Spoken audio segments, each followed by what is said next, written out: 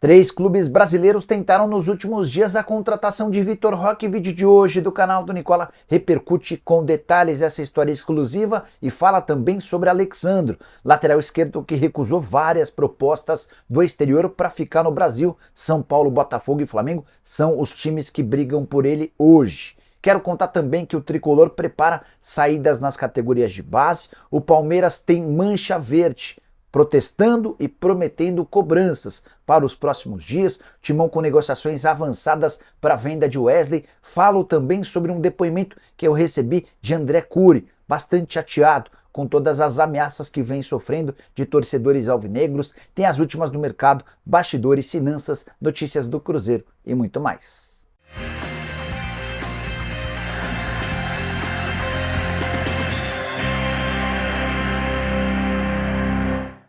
Fala aí pessoal, sou Jorge Nicola, bem-vindos a mais um vídeo do canal, sempre bom ter vocês por aqui. Sem perder tempo, só pedir para deixar like, se inscrever no canal e ativar todas as notificações, super importante para que o nosso canal continue crescendo.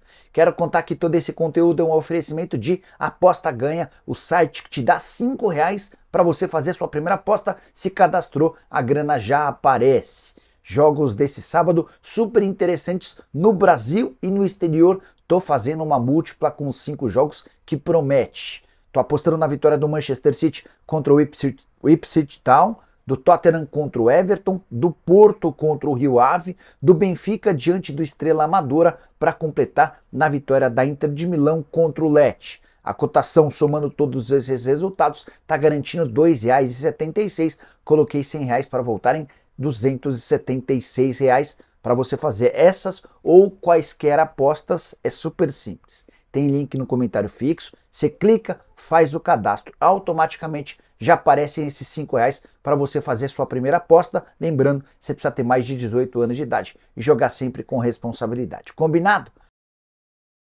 Bora começar o vídeo com notícia exclusiva. 3 clubes brasileiros tentaram nos últimos dias a contratação de Vitor Roque. Confirmação foi feita pelo próprio empresário do atleta, o André Cury. Antes de falar sobre os 3 interessados, só contar que nas próximas horas o Betis vai anunciar de forma oficial a chegada do Vitor Roque por empréstimo de uma temporada. O atleta também era alvo de várias propostas na Europa. O Porto e o Sporting gostariam de comprá-lo, a Real Sociedad fez proposta de empréstimo, mas a opção do Vitor Roque foi de jogar no Betis por 1 ano.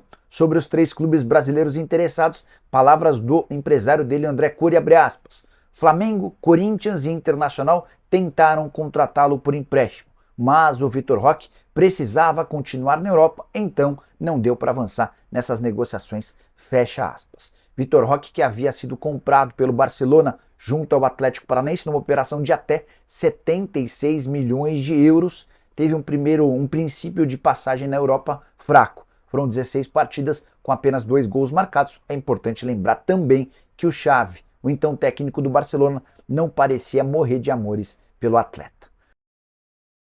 Bora te explicar agora por que o Corinthians tem 14 milhões e 900 mil reais bloqueados em processos movidos pelo empresário André Cury, que é torcedor declarado do Corinthians.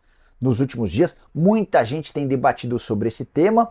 Vale a lembrança de que o André tem 5 processos contra o Corinthians e todos esses processos totalizam 30 milhões de reais. Durante a madrugada dessa sexta para sábado, com o André Cury lá em Sevilha, conversei com ele por telefone e quis saber os motivos que o levaram a mover tantos processos contra o Timão. A declaração do empresário, abre aspas, as pessoas precisam saber o que acontece. Tudo começou quando eu emprestei 3 milhões de reais para o Corinthians comprar o Ederson.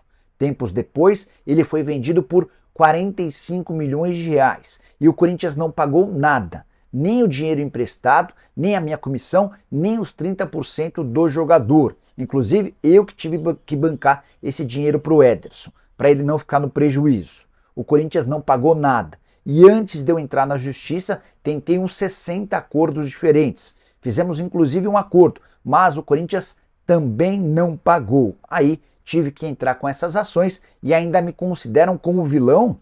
Ainda ajudei o clube recentemente, colocando o Ramon Dias e o Charles lá, fecha aspas, disse o empresário, se referindo ao técnico argentino e o volante recém-contratado, 2 operações realizadas pelo André Cury. Só para lembrar que quase todo esse essa confusão envolvendo o empréstimo dos 3 milhões, o não pagamento, todas as tentativas de acordo aconteceram na era do William Monteiro Alves. Mas agora, desde janeiro, o Augusto Melo é o presidente e é ele quem vem sofrendo com esses bloqueios e também com penhoras que geram enorme dificuldade para o fluxo de caixa, para pagamentos de salário, comissão, entre outras coisas. Quero falar agora para vocês sobre 3 grandes clubes do Brasil que passaram vergonha no Campeonato Brasileiro Feminino. Santos, Botafogo e Atlético Mineiro foram rebaixados. A fase de grupos da competição terminou nesse meio de semana e os 3 já haviam ido para a última rodada sem chances de escapar da degola. O Galo foi quem fez pior, apenas 1 ponto conquistado em 15 jogos. Nenhuma vitória, 1 empate e 14 derrotas. 11 gols pró, 49 gols contra o pior ataque, a pior defesa, campanha entre as piores da história do Campeonato Brasileiro de Futebol Feminino. O único ponto conquistado justamente contra o Botafogo na 7ª rodada. Ao longo da campanha, o Galo sofreu 2 vezes goleadas por 6-0 e 3 vezes goleadas por 4-0. Já o Botafogo chama demais a atenção, o time que mais investiu no Brasil e na América do Sul com reforços para o time masculino foram mais de 340 milhões de reais. Já o time feminino era bastante ruim. Para completar, só lembrar que o Santos, um dos times mais tradicionais quando o assunto é futebol feminino, Sereias da Vila se eternizaram no futebol brasileiro com a presença de Marta, de Cristiane, entre outras tantas jogadoras grandes que passaram pelo Santos, mas a campanha foi horrorosa e o presidente Marcelo Teixeira tem sido muito criticado pela falta de investimento ao longo da campanha. Também houve uma confusão com o técnico, enfim, o Santos é outro rebaixado. O quarto que integra essa relação de times na degola foi o Avaí. O final de semana marca o início do mata-mata do Campeonato Brasileiro, conforme pintarem novidades a gente vai contando para vocês. Combinado? Bora falar agora sobre o Cruzeiro. Quanto é que a Raposa já faturou com a sua campanha na Sul-Americana? Vale a lembrança de que nos pênaltis o Cruzeiro eliminou o Boca Juniors nessa quinta-feira e agora enfrenta o Libertad nas quartas de final. Pois bem, o Cruzeiro faturou até agora 14 milhões e 100 mil reais. Foram 900 mil dólares ou 5 milhões na fase de grupos, com vitórias. Vale a lembrança de que cada vitória na fase de grupos rendia prêmios. O Cruzeiro faturou mais 1 milhão e 900 mil. A classificação para as oitavas de final valeu 3 milhões e 300 mil. E a chegada às quartas de final assegura mais 3 milhões e 900 mil. A curiosidade é que se o Cruzeiro faturou 14 milhões e 100 com prêmios pagos pela Conmebol, o seu rival Atlético já embolsou 41 milhões e meio de reais com a Libertadores da América, cotas na Libertadores muito mais significativas do que as da Sul-Americana, até por isso o Cruzeiro faz força para ganhar a Sul-Americana ou estar entre os primeiros no Brasileiro para poder disputar a Libertadores do próximo ano. Só para arrematar em relação ao Cruzeiro, a arrecadação de 4 milhões e 600 mil reais no jogo do Mineirão contra o Boca Juniors, na oportunidade 58.323 torcedores, a estimativa de que sobrem para a Raposa dessa receita bruta, cerca de 3 milhões e meio de reais. Quero te atualizar agora sobre as últimas do Palmeiras, registrando um manifesto da Mancha Verde, a principal torcida uniformizada do Palmeiras e que já há bastante tempo é declaradamente oposição a Leila Pereira. Essa manifestação da Mancha Verde se dá depois de 2 eliminações em Copas. O Palmeiras em 15 dias caiu na Copa do Brasil para o Flamengo e na Libertadores da América para o Botafogo. A Mancha Verde, por meio desse protesto, escreveu que as eliminações foram causadas pela covardia nos jogos de ida contra Flamengo e Botafogo. O Abel também foi citado como o maior treinador do Palmeiras, mas que teve postura covarde e erros de planejamento, além de invenções nas escalações e substituições. Nesse manifesto, a Mancha ainda deixa perguntas no ar. O Abel perdeu o comando do elenco? Por que investir em atletas em má fase? Por que alguns dos reforços não vêm sendo utilizados? E aqui a parte mais polêmica. Jogadores em má fase técnica pouco depois de pedirem para ser negociados. A porta da rua é a serventia da casa. Mas, apesar de ter escrito isso, vale a lembrança de que a Mancha foi a grande responsável pela não saída do Dudu. O atacante tinha um acerto com o Cruzeiro, o pessoal da Mancha interveio e aí o Dudu acabou ficando. Então, quem está em uma fase pedindo para sair, a partir de agora a porta da rua é serventia da casa. Com o Dudu, o papo foi um pouco diferente. E aí, o pessoal da Mancha encerra esse texto dizendo, abre aspas, a direção do clube pode estar mais preocupada em inaugurar piscina ou até com um show de axé para um pequeno número de associados. Mas os milhões de palmeirenses querem saber de um time forte. É com esse elenco que o Palmeiras vai disputar o Super Mundial? Interrogação. Encerra o pessoal da Mancha. Queria muito que você usasse o espaço para comentário para dizer o que você pensa a respeito dessas declarações. A torcida organizada está certa em cobrar? Tem muita coisa esquisita no Palmeiras? Já deixa a sua opinião, estou curioso para saber o que você pensa, beleza?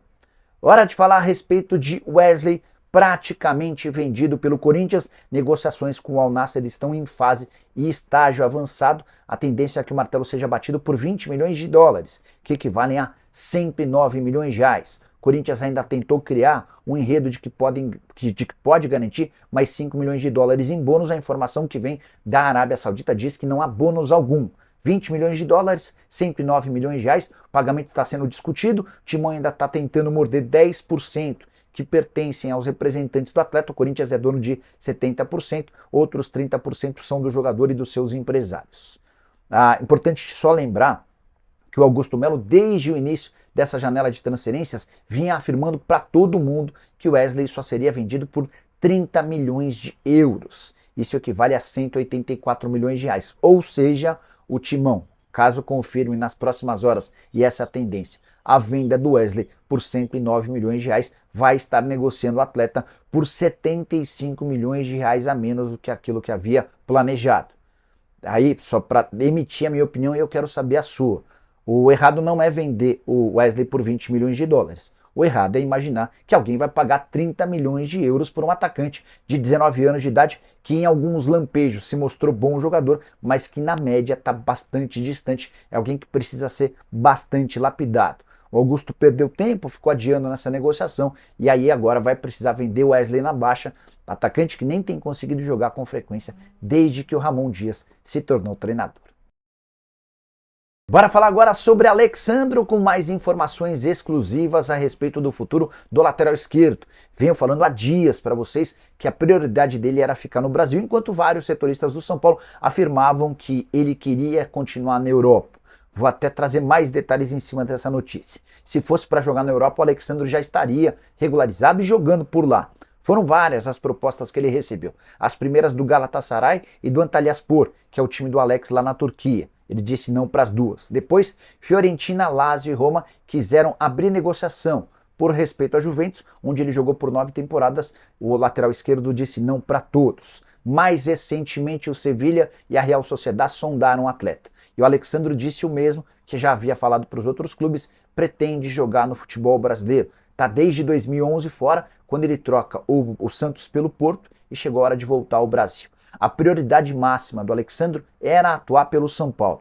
Tanto que ele comprou recentemente 2 apartamentos num bairro nobre de São Paulo, um para que ele more com a esposa e os filhos e outro para os familiares mais próximos que residem em Catanduva, no interior de São Paulo. Mas as negociações com o tricolor seguem bastante enroladas. Há uma diferença financeira importante. Diante disso, Botafogo e Flamengo são 2 possibilidades reais. O Flamengo tem conversas já há alguns dias, negociação por um contrato de 2 anos prorrogável por um terceiro, se ele bater as metas alcançadas. Davi Luiz, Felipe Luiz e Tite são os responsáveis, ou são aqueles que mais querem a contratação do Alex Sandro.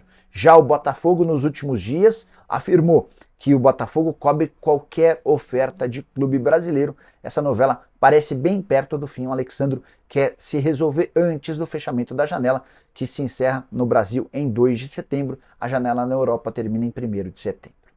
Bora fechar o vídeo com informações exclusivas sobre atletas das categorias de base do São Paulo. Nessa sexta-feira, durante a live, me perguntaram se 2 atletas, o Enzo Boyer e também o Mike, podem deixar o tricolor. Eles estão em fase final de contrato. Conversei com uma pessoa das categorias de base do São Paulo e trago algumas atualizações importantes. O Boyer, que tem 8 jogos com 4 gols e 4 assistências, está de fato de saída do São Paulo. Os dirigentes da base entendem que ele vai ter muita dificuldade em se firmar como um atleta do time principal, tanto que na própria categoria de base, no time sub-20, hoje o Ferreira já tem tido mais espaço e mais moral do que ele. Então a tendência é que o São Paulo não ofereça a renovação de contrato e o Bauer vá buscar um novo clube. A respeito do Mike, lateral direito, 19 anos de idade, o contrato dele se encerra no fim da temporada. São Paulo analisa e deve oferecer um novo contrato de prorrogação com esse lateral direito.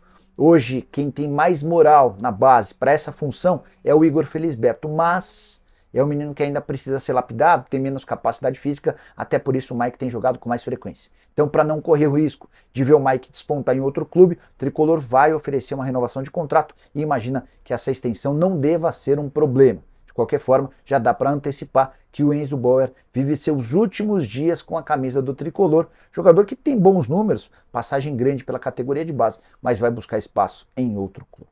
Curtiu o vídeo? Não esquece de deixar like, de se inscrever no canal. A gente se encontra mais tarde. Tchau!